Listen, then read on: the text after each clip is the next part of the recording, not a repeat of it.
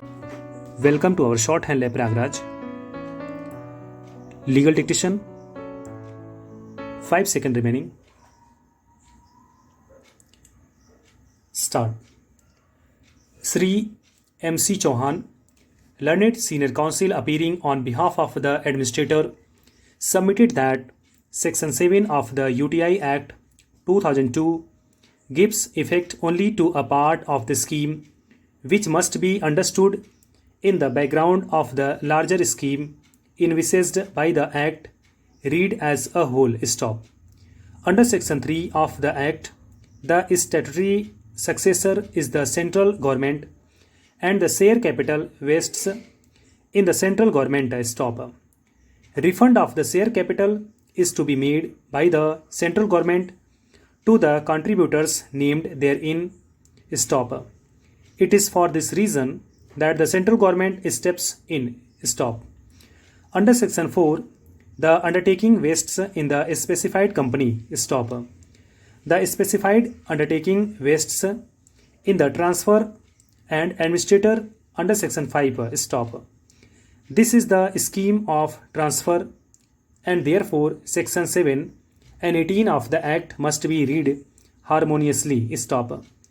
He further submitted that even if it is assumed for the sake of argument that the administrator acts as an agent of the central government, that is immaterial because the administrator and the specified company are deemed to be financial institutions by reason of Section 18 of the Act, read with Section 4A of the Companies Act. Stop.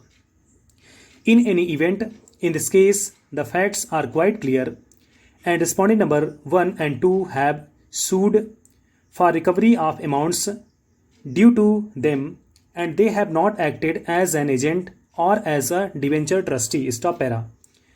Sri Rakesh Dwivedi, learned senior advocate appearing on behalf of the UTI trustee company, herein drew our attention to Section 3 of the Unit Trust of India Act 2002 and submitted that the aforesaid provision refers to the initial capital of the trust. Stop. To understand that term, one must refer to Section 4 of the Unit Trust of India Act 1963, which provided for the initial capital of the trust. Stop. Section 4 aforesaid provided that the initial capital of the trust shall be 5 crores of rupees divided in the form of certificates, each of which shall be of such face value as may be prescribed and contributed in the manner hereinafter referred. Stop.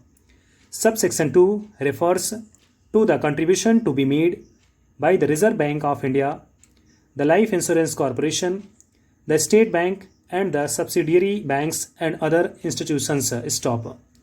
Section 22 of the 1963 Act provided that the capital of the trust in relation to the first unit scheme shall consist of the initial capital, the unit capital of the said scheme, any reserves created for that scheme, etc. etc. Stop. Thus, when Section 3(2) of 2002 Act refers to the initial capital, it refers to the initial capital created under Section 4 of the Unit Trust of India Act 1963. Stop. He submitted that under the UTI Act 2002, the initial capital has to be refunded by the central government. Stop. Thereafter, Sections 4 and 5 of the UTI Act 2002 Act deal with the undertaking of the trust and the specified undertaking of the trust which vest in the specified company and the administrator is respectively. Stop. Thank you so much. यदि आप channel पर नए हैं तो एक बार channel को जरूर subscribe कर दीजिएगा, साथ ही साथ बेल आइकन को प्रेस कर दीजिएगा जिससे आपको नोटिफिकेशन मिलती रहे. Okay, thank you so much.